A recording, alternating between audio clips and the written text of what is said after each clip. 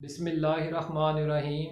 अल्लाहुम्मा सल्ली अला मुहम्मद व अला आलि मुहम्मद व बारिक व सल्लिम अलैहि। Dear students, in today's lecture we are discussing the topic Cannizaro's reaction।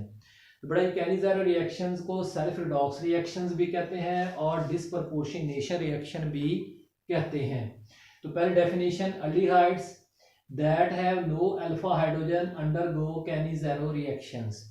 वो अल्डिहाइड्स या वो कीटोन्स जिनके पास अल्फा हाइड्रोजन नहीं होता, ठीक है ना जी, वो कैनिज़ारो रिएक्शंस देते हैं। तो बड़ा जी कैसे देते हैं जरा पहले समझ लें, जरा देखें गौर से। यहाँ पे ये दो मैंने मिथेनॉल बनाए हैं, दो फॉर्मल्डिहाइड हैं। देखें यही फंक्शनल ग्रुप कार्बन है, इसके साथ कोई और कार्बन है ही नहीं। अगर कार्बन होता तो हमने कहना था अल्फा कार्बन, और अल्फा कार्बन होता तो फिर अल्फा हाइड्रोजन भी होता, लेकिन यहाँ पे तो कोई है ही नहीं। तो इसलिए यहाँ पे कोई अल्फा कार्बन नहीं है तो अल्फा हाइड्रोजन भी नहीं है। तो एक मॉलिक्यूल, नंबर 1 मॉलिक्यूल को देखें, ये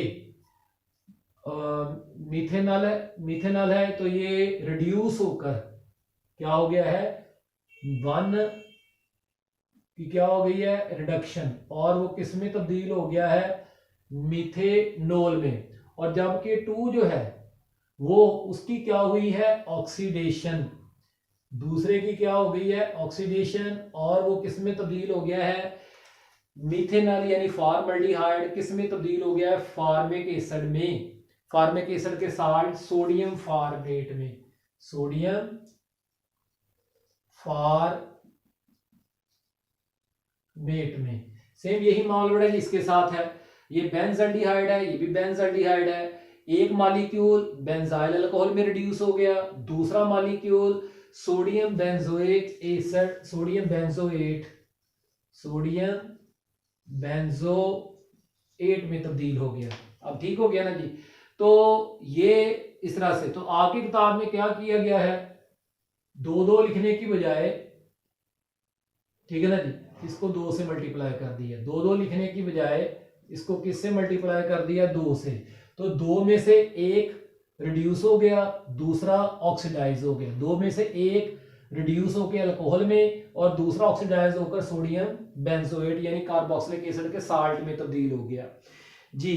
तो बेटा जी, इस the reaction is carried out with 50% aqua solution of sodium hydroxide at room temperature.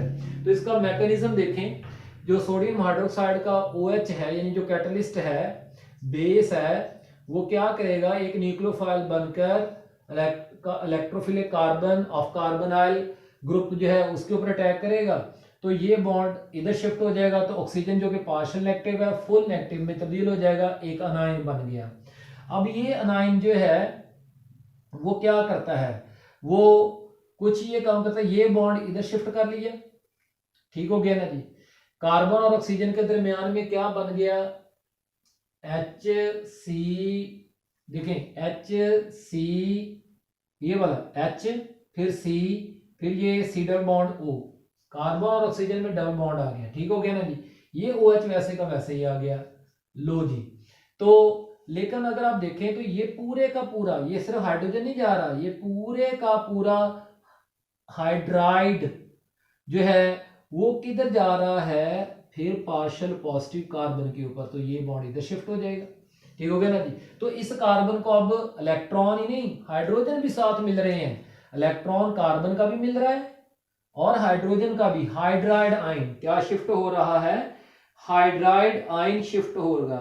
तो बड़ा जी जो है, तो अनायन ट्रांसफर हाइड्राइड आयन, ये क्या यहां से गया है, हाइड्राइड आयन ट्रांसफर, ठीक हो गया ना जी।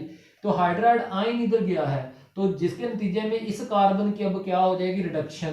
पहले इसके पास 2 हाइड्रोजन है, अब कितने हो जाएंगे, 3, ठीक हो गया।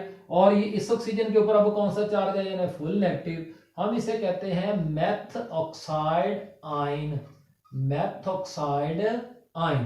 तो ये मेथॉक्साइड आयन जो है ये एक बेहतरीन किस्म का बेस है, ये फॉर्मिक एसिड में से प्रोटॉन अपनी तरफ एक्सेप्ट कर सकता है, प्रोटॉन ट्रांसफर। अब ये क्या हुआ है, प्रोटॉन ट्रांसफर, ठीक हो गया ना जी। तो बेटा जी प्रोटॉन ट्रांसफर, लो जी। तो प्रोटॉन ट्रांसफर हो गया, तो ये मेथॉक्साइड आयन मिथेनॉल में तब्दील हो गया, अल्कोहल में, और ये बॉन्ड इधर शिफ्ट हो गया, तो ये बन गया, ये फार्मिक एसिड था, ऑक्सीजन पे इसका नेगेटिव था, format ion. Format ion sodium में से क्या कर लेगा, सोडियम को अपनी तरफ खींच लेगा, तो हाइड्रोक्साइड आयन कैटालिस्ट जो है वो रीजनरेट हो जाता है। लो जी, तो ये बेटा जी आपका एक टॉपिक। अब चलते हैं अगला टॉपिक जो है haloform reactions. Haloform reactions, haloform reactions जो है बेटा जी, only acetaldehyde and methyl ketones react with halogens in the presence of sodium hydroxide to give haloform and sodium salt of the acid। तो जरा देखें, ये R की जगह पे आप H लगा देंगे, तो यहाँ पे H लगा देंगे तो ये एल्डिहाइड बन जाएगा, और अगर R की जगह पे आप कोई मिथाइल लगाते हैं या बेंजीन का रिंग लगा देते हैं तो फिर ये कीटोन बन जानी है। तो बहरहाल इन सब के पास क्या होगी, CH3, यानी जब फंक्शनल ग्रुप रखने वाली कार्बन के साथ, फंक्शनल ग्रुप वाली कार्बन या फंक्शनल ग्रुप रखने वाली कार्बन के साथ मिथाइल ग्रुप अटैच हो, फंक्शनल ग्रुप वाली कार्बन या फंक्शनल ग्रुप रखने वाली कार्बन के साथ मिथाइल ग्रुप अटैच हो, तो फिर आइडोफॉर्म यानी हेलोफॉर्म रिएक्शन होगा। तो ये मिथाइल जो है वो किस में तब्दील हो जाता है, ये हेलोफॉर्म में तब्दील हो जाता है। तो अगर आप यहाँ पे क्लोरीन लेते हैं तो क्लोरोफॉर्म बन जाएगी, अगर ब्रोमीन लेंगे तो ब्रोमोफॉर्म बन जाएगी, अगर आयोडीन लेंगे तो आयोडोफॉर्म बन जाएगी। आयोडोफॉर्म जो होता है ना, उसके येलो प्रेसिपिटेट्स बनते हैं, क्या बनते हैं, येलो प्रेसिपिटेट्स बनते हैं वाटर में, यानी वो वाटर में इनसॉल्युबल होती है आयोडोफॉर्म जो है। तो इसलिए हम आयोडीन का इस्तेमाल करेंगे ये पता चलाने के लिए कि रिएक्शन हुआ या नहीं हुआ। यानी अगर आयोडोफॉर्म बनी तो येलो प्रेसिपिटेट्स बन जाएंगे, और अगर आयोडोफॉर्म नहीं बनी तो फिर ठीक है ना जी, प्रेसिपिटेट्स भी नहीं बनेंगे, पीला रंग सोल्यूशन रिएक्शन मिक्सचर का नहीं होगा। तो बेटा जी यहाँ पे फिर साथ ये सोडियम साल्ट उसका बन जाएगा कार्बोक्सिलिक एसिड का, तो सोडियम हालाइड और वाटर जो है। तो बेटा जी अब इसकी एप्लीकेशंस यूजेस बहुत इंपॉर्टेंट है, आपकी एक्सरसाइज में पूरा एक क्वेश्चन मौजूद है, उसको लिए मैंने पहले से ही आपको यहाँ पे तैयार कर रहा हूँ, इसी तरह से नोट कर लीजिएगा। ये A, B, C जो मैंने लिखे हैं ये आपने नोट करने हैं किताब के ऊपर, रिएक्शंस नहीं, A, B, C ये सेंटेंस आपने नोट करने किताब पर। ओनली इथेनॉल, इथेनॉल का common name acetaldehyde, among all aldehydes give iodoform test, तमाम एल्डिहाइड्स में से सिर्फ कौन, ethanol, acetaldehyde give iodoform test. देख लें इसमें फंक्शनल ग्रुप वाली कार्बन के साथ CH3 है, तो ये CH3 किस में तब्दील हो जाएगा, आइडोफॉर्म में, ठीक हो गया, आइडोफॉर्म जो कि येलो प्रेसिपिटेट्स बनाती है, और बाकी ये हिस्सा जो है वो किस में तब्दील हो गया है, वो सोडियम फॉर्मेट में तब्दील हो गया है, 3NaI प्लस 3H2O जी। प्रोपेनल, अब इसमें देखें ये प्रोपेनल मैंने जानबूझकर ये लिया, आपकी किताब में नहीं है लेकिन आपको जरा समझाने के लिए। अब देखें ये फंक्शनल ग्रुप वाली वही कार्बन है, लेकिन अब उसके साथ कौन अटैच है, मिथाइल नहीं है, कौन है, इथाइल है, तो इसलिए ये रिएक्शन नहीं हुआ, नो प्रोडक्ट। अब समझ आ गया बात, क्या होता अगर CH3 होता तो रिएक्शन हो गया, नहीं है तो नहीं।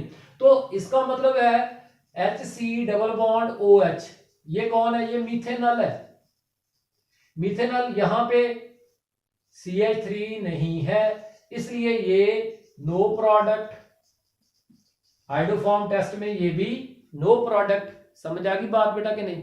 तो यानी सिर्फ वही इथेनॉल जो है, वही इथेनॉल जो है वो ये सिर्फ तमाम इथेनॉल ही जो है वो सिर्फ ये रिएक्शन दे सकता है, क्योंकि उसमें ही कार्बोनाल कार्बन जो कि फंक्शनल ग्रुप वाली कार्बन है उसके साथ CH3 अटैच है जी। अब बेटा जी बी सेंटेंस नोट करना आपने, मिथाइल कीटोन्स, ठीक है ना जी। बेशक आप ये भी साथ कर दें R2 अल्केनोन्स, यूजुअली 2 अल्केनोन्स, क्योंकि 2 अल्केनोन्स में लाजमन क्या होना है, CH3 होना ही होना है। अब कोई भी बना के देख लें, CH3 C double bond O ठीक है जी, CH2 dash dash dash dash, तो पहला दूसरा तीसरा चलेगा ना ऐसे। तो भाईजान क्या होगा, 2 अल्केनोन, 2 अल्केनोन में ये फंक्शनल ग्रुप वाली कार्बन है और ये कौन है, मिथाइल। तो इसलिए मैं कहा methyl ketones give iodoform test. तो बेटा जी एसीटोन ये टेस्ट देगी, देख ले उसमें ये मिथाइल किस में तब्दील हो गया, आइडोफॉर्म में तब्दील हो गया, ठीक हो गया ना जी। बाकी ये सारा हिस्सा ऑक्सीडाइज होकर सोडियम एसीटेट में +3Na +3H2O इस तरह से हो गया। बेटा जी एक और कीटोन भी है जो कि ये टेस्ट दे सकती है और उसका उसमें भी मिथाइल तो है ना जी, हम इसे क्या कहते थे, मिथाइल फिनाइल कीटोन, ठीक हो ना, या असीटोफिनोन, आ रहा है यार। तो ये भी आइडोफॉर्म टेस्ट देती है, आइडोफॉर्म टेस्ट, आइडोफॉर्म प्रोडक्ट बनाती है, इट गिव्स आइडोफॉर्म टेस्ट, ठीक हो गया। Only ethanol, C option, only ethanol among all primary alcohols, तमाम प्राइमरी अल्कोहल में से सिर्फ इथेनॉल ये गिव आइडोफॉर्म टेस्ट क्यों देती है जी। जरा इथेनॉल का CH3CH2OH, ये वो कार्बन है जिसके पास फंक्शनल ग्रुप है और उसके साथ कौन अटैच है, CH3 मिथाइल, ठीक है ना जी। बाकी आप कोई भी और अल्कोहल बना के देख लें, CH3OH ये तो फंक्शनल ग्रुप वाली कार्बन है, ये आइडोफॉर्म टेस्ट नहीं दे सकती। मिथेनॉल ये टेस्ट नहीं दे सकती। अच्छा जी चले, CH3CH2CH2OH ऐसे कर लेते हैं, ठीक है ना जी। ये कौन है, 1 प्रोपेनॉल, प्राइमरी अल्कोहल में अभी बनाई है मैंने, 1 प्रोपेनॉल, ठीक है ना जी। तो भाई ये तो होगी फंक्शनल ग्रुप वाली कार्बन, तो क्या ये CH3 है, नहीं जी ये तो CH3 नहीं है, तो इसलिए ये भी आइडोफॉर्म टेस्ट नहीं दे सकती। तो बेटा जी फिर डी नोट करें, डी ऑप्शन, 2 अल्केनोल्स, 2 अल्केनोल जिन्हें हम सेकेंडरी अल्कोहल्स भी कहते हैं, क्या कहते हैं, secondary alcohols give iodoform test, वो आइडोफॉर्म टेस्ट देती हैं। मसलन आप ले लें 2 प्रोपेनॉल, CH3CHOH CH3, देख लें ये कौन है, 2 प्रोपेनॉल, जो कि नजर आ रहा है एक सेकेंडरी अल्कोहल है, ठीक है ना जी।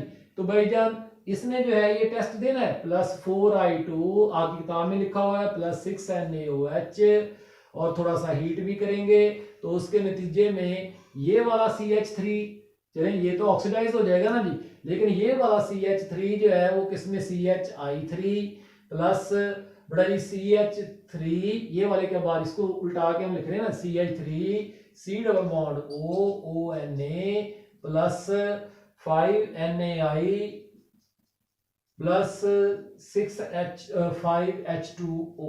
तो ये इस तरह से है, याद रखें कि जो है ये किस तरह जो है वो तमाम अल्कोहल्स में से, तमाम प्राइमरी अल्कोहल में से सिर्फ इथेनॉल और सेकेंडरी अल्कोहल्स सारी की सारी जो कि 2 अल्केनोल्स हों, जिनके पास फंक्शनल ग्रुप रखने वाली कार्बन के साथ मिथाइल मौजूद हो, वो क्या दे सकता है, आइडोफॉर्म टेस्ट दे सकती हैं, बाकी कोई भी नहीं देती। बड़ा जी कोई भी सवाल हो व्हाट्सएप पूछे, अल्लाह साहब का आमीन, आसर आमीन, शुक्रिया।